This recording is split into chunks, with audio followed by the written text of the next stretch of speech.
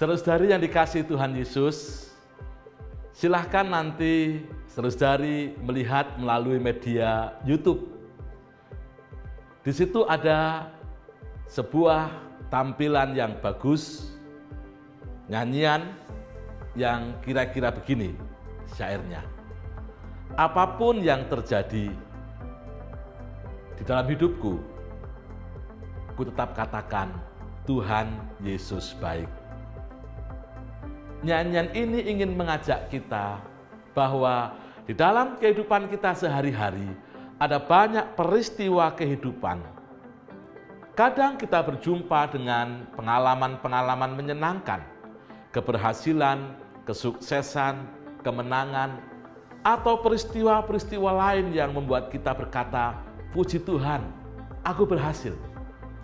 Namun di sisi lain, kita juga berjumpa dengan hal-hal yang membuat terpuruk, membuat kita bertanya-tanya, mengapa harus aku yang mengalaminya?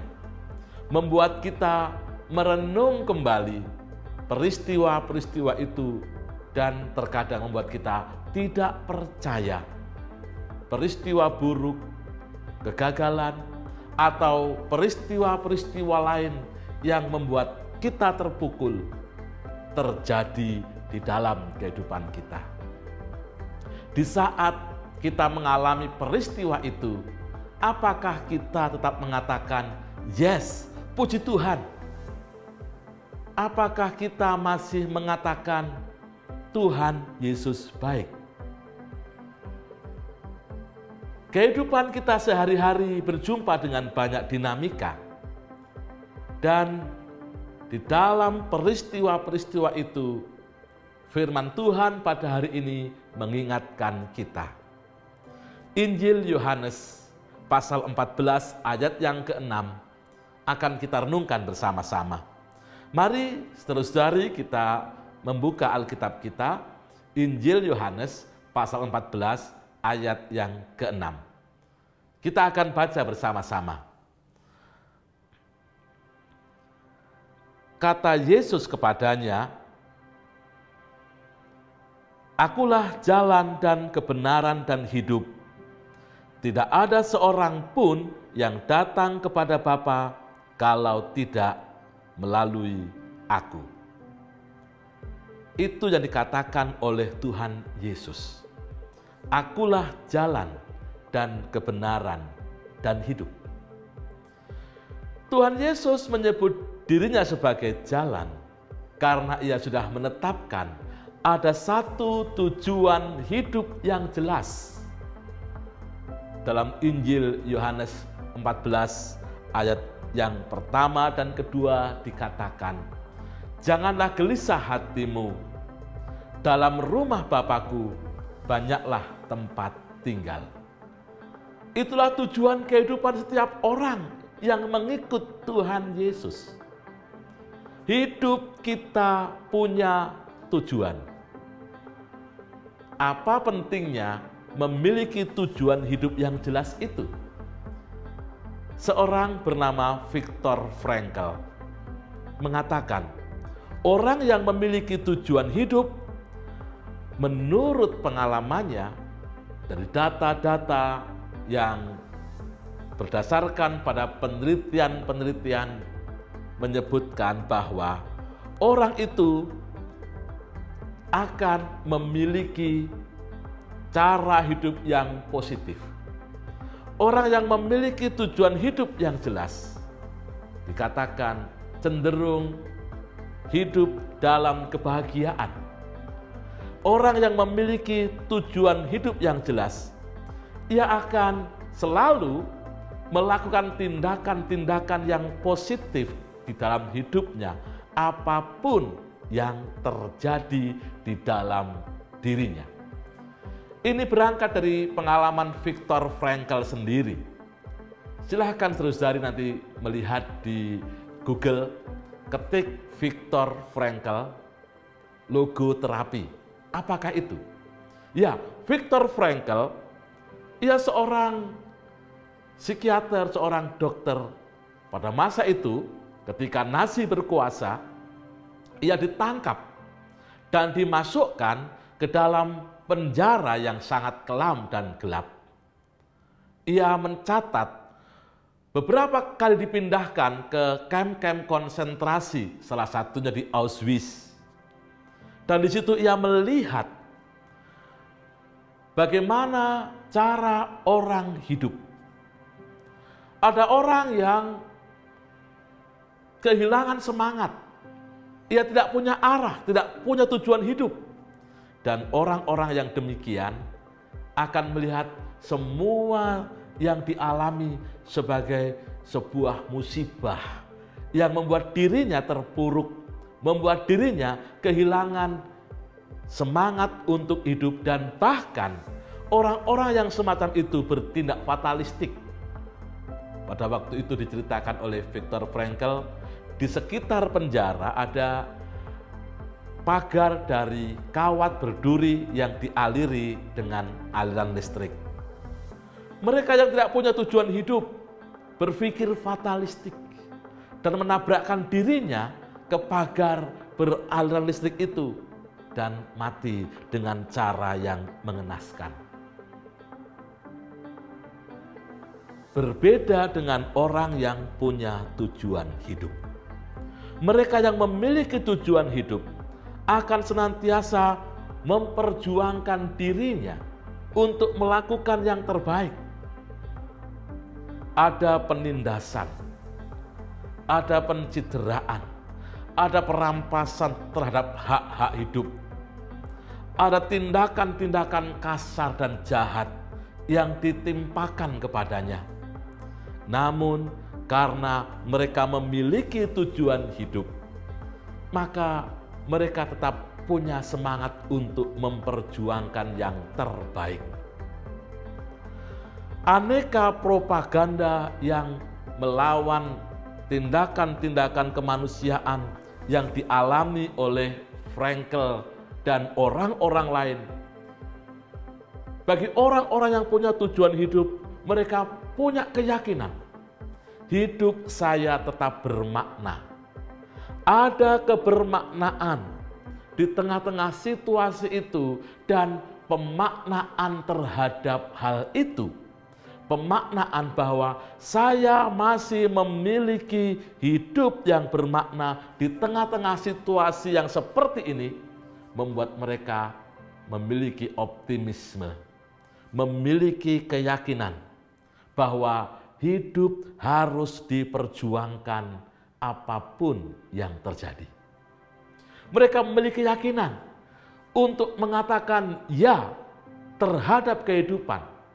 Katakan ya terhadap kehidupan, karena ketika orang mengatakan ya terhadap kehidupan, dirinya akan menghilangkan sikap skeptis dalam dirinya. Setiap keraguan-raguan di dalam dirinya diubah menjadi keyakinan-keyakinan. Pemikiran-pemikiran yang pesimis diubah menjadi pemikiran-pemikiran yang optimis. Dan orang-orang yang memiliki tujuan hidup yang jelas, memaknai kehidupannya bahwa hidup kita itu bukan hanya saat ini. Orang mengatakan hidup kita belum titik, bro. Masih ada banyak tanda baca yang lain. Mungkin ini tanda koma, di mana ketika tanda koma itu ada, kita jeda sejenak untuk merenung, untuk memikirkan kembali, untuk melihat bahwa masih ada yang lain, dan kita masih tetap berjalan atau menuliskan tulisan-tulisan lain yang bermakna.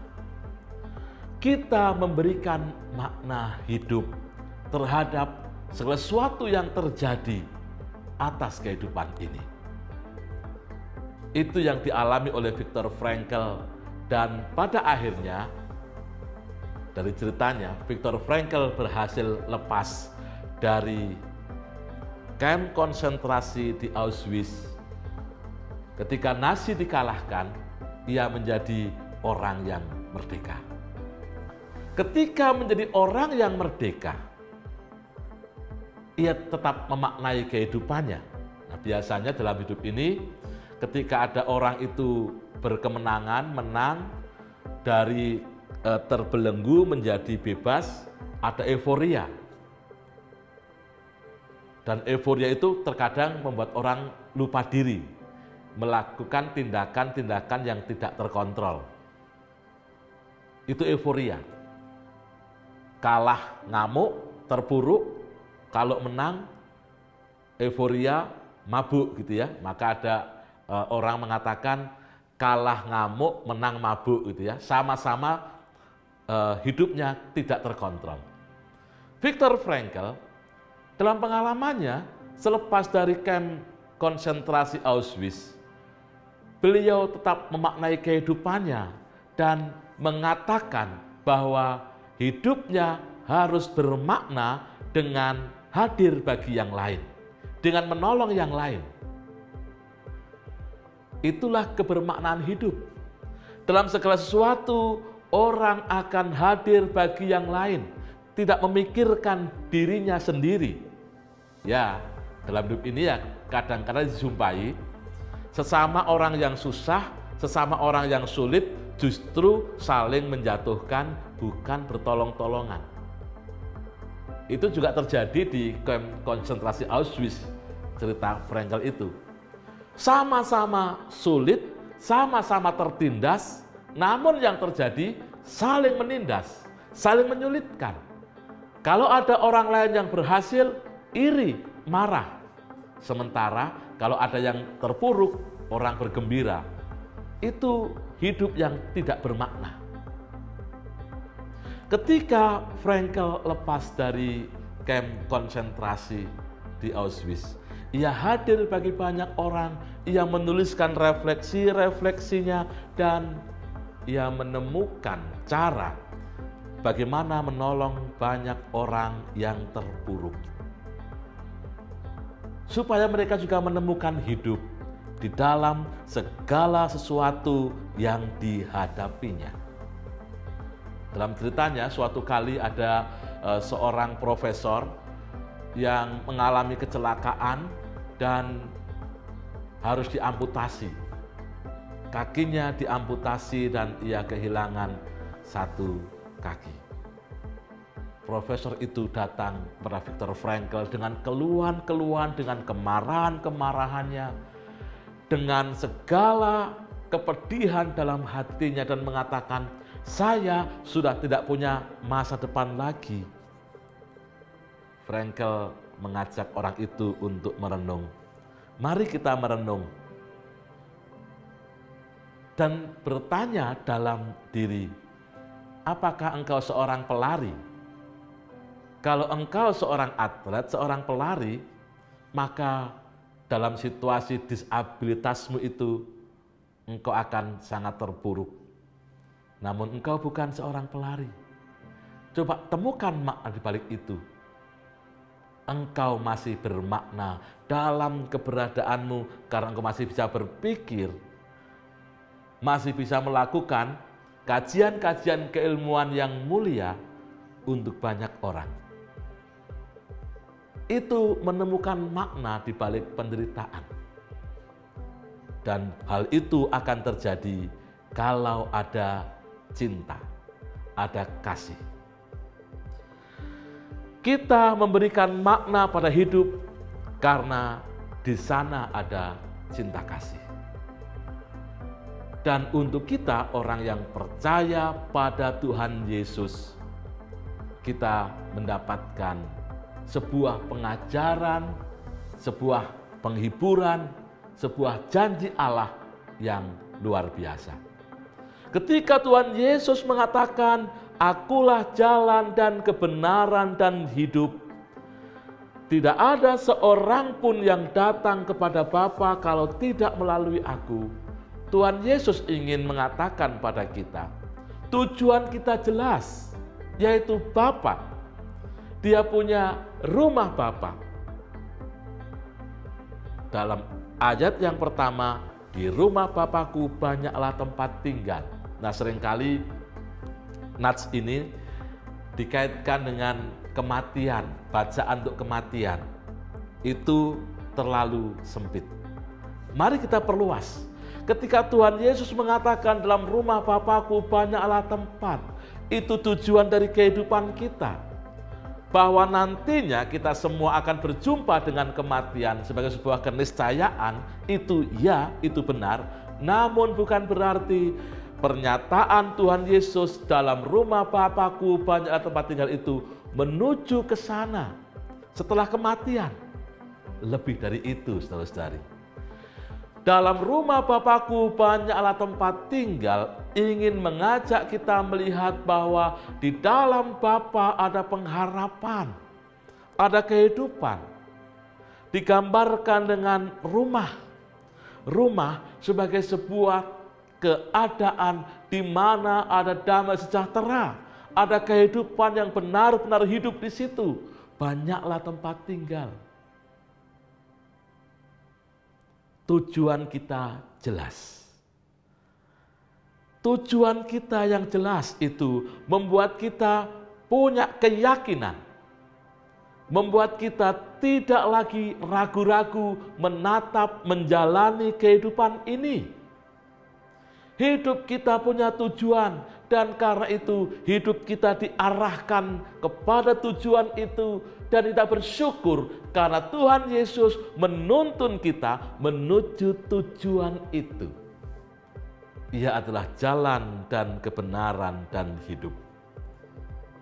Katakan ya pada kehidupan. Kita diajak untuk melihat Dialah jalan yang menuntun, yang mengarahkan kita. Ia adalah jalan yang membuat kita punya kepastian.